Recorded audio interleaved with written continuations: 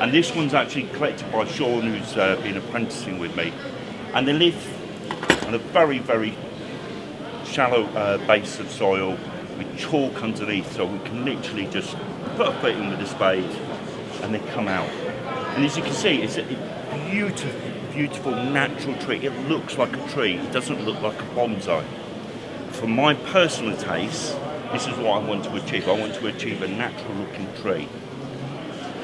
The reason there's so much ramification is the deer come along in the spring and you get these tender new shoots coming out all over the tree. They nip that food, they eat that food, and then the energy in the beech is weakened. And all they can do is put out this very, very weak second flush about a month later. But by that time, the deer have gone on and they're grazing the grass, they're grazing other foods. So the beech is able to exist, and this is probably 100, 120 years old, but it's barely grown. And it's also been given this incredible ramification. But when you acquire material like this, it's incredibly difficult to work. How can you actually improve it without simply putting it into a bonsai pot? But there are ways that you can take things forward. At the moment, we have a lot of clusters of growth, which at first sight, you think, wow, there's lots and lots of ramification. This is wonderful. But artistically, it's almost too complex. There's too much going on. So you need to start going in and breaking things up a little. Now, I've always held the belief, whether it's a pine or a deciduous tree, you want every single shoot and branch to bifurcate, always divide into two. If you have threes or you have fours at any particular junction, then that area will become two clusters. So you have to, the challenge is to go into the tree and start cutting deeply. For instance, we have so many different shoots here, and it's just a cluster of growth. So I would go in, as this cluster is on the outside of the tree, and try and remove everything except the very, very finest growth. Now, the purpose of this is we want to create not only ramification, which gives a good indicator of age, but another indicator of age, which is so important with deciduous trees, is taper. And it's overlooked so often with deciduous trees. We want a heavy, heavy trunk, then we want sturdy primaries, and on this section of the tree itself, on the canopy, we want the finest growth. And if I was to prune this and to reduce the ramification by 50%, but ensure that the taper meant that we only had 5 point growth here, the tree would actually look older because it would have ramification and it would have taper. And this is something to really, really focus on in deciduous trees. I'm not actually going to work on this today. There's not much time to fully style it, and I can't wait to get home to work it. Now, one of the reasons I brought this tree along, and it's my principle for pruning deciduous trees, is you will get a trunk which is suitable for imitating a tree that is growing in a meadow. It's a solitary tree, an elm or an oak, and it has very, very spreading branches, and they're equal on both sides. But most deciduous trees are growing towards a light source, and they have to grow towards a light source in order to compete with their neighbours. Now, this tree has had to do that all its life.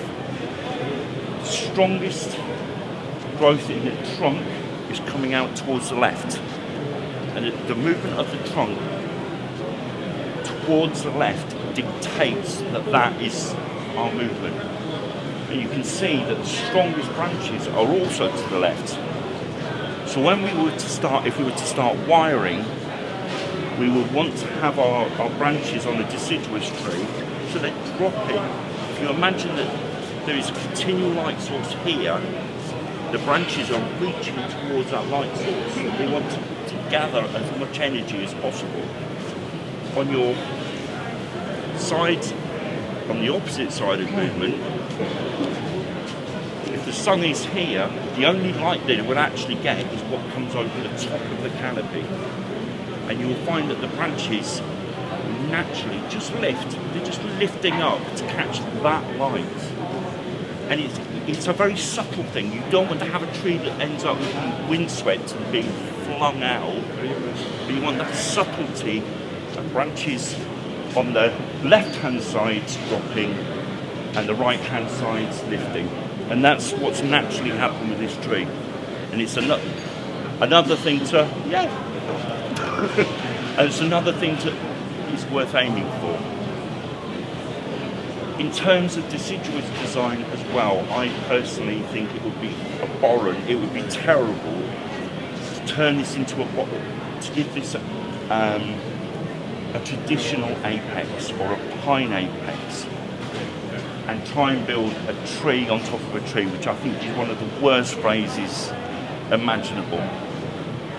With deciduous trees, what we actually have are informal brooms. We're all aware of a short trunk, formal broom, and then all the branches like the spokes of a wheel. And all those branches are thrown up for their own individual piece of light. Deciduous trees, all deciduous trees work on that same principle. It doesn't matter if they have movement. They still have the branches laid out like the spokes of a wheel. And this means you can avoid having that dreadful thing on deciduous trees where you have horizontal branches, and then suddenly this thing stuck on top. Rather, lay out your branches and slowly close them up. The final thing I would say with this particular tree is if you were to study it, it is full of mistakes and faults. It's terrible. It has bar branches, it has branches on the inside of a curve, but if we were to remove the faults, we would tame the tree. It would become a bonsai. It would not be a wild beech.